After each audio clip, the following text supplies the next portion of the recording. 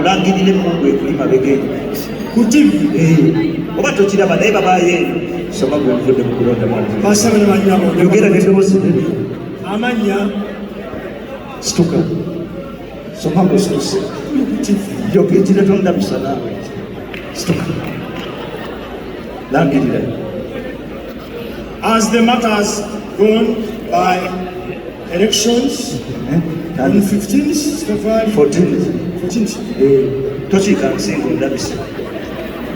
Nga bwe twalonda nga 14 mwezi ogwaggwa bino bye byava mu kulonda twalina abeesimbyewo okwali Munyagwa Baraka, kwaliko Genero, kwaliko Kasibante Moses, Kasibante Robert Kyagulanyi Ssentamu. Somaliza percentage. Soma percentage tomala budde ja kukuba essasi mu mugongo. Soma nno. Waliwo His Excellency Dr. Museveni, the incumbent. Ebyo liddemu. Liddemu ebyo. Robert Kyagulanyi Ssentamu. Liri eryasoose ja kukuba essasi. Wangi. Bonna baaliko. Bawe percentage. This is how it went. Munyagwa yafuna 0.2.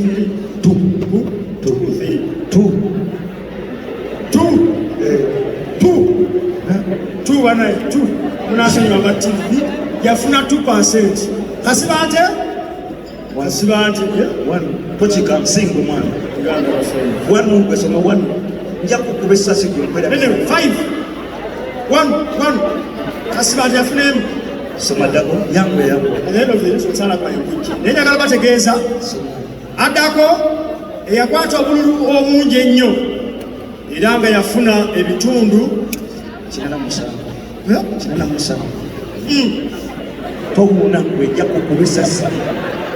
Gamba naawe kireeri 87. His Excellency the incumbent Yoweri Kaguta Museveni yafuna ebitundu 87. Kino 89 89. Kituufu. 89. Obugalo. Buleke.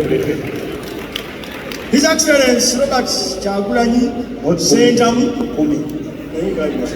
Muwe 10 gwenja kukuba essasi. 10. Kale. 8. Kirungi ekyokoze kirungi. Agezeeko omulundi okuddako. Kirungi. So overall winner Robert Kyagulanyi. Yakukuba essasi. Overall winner His Excellency Yoweri Kyagulanyi. Soma gwe.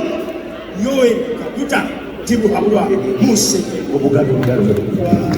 Oyo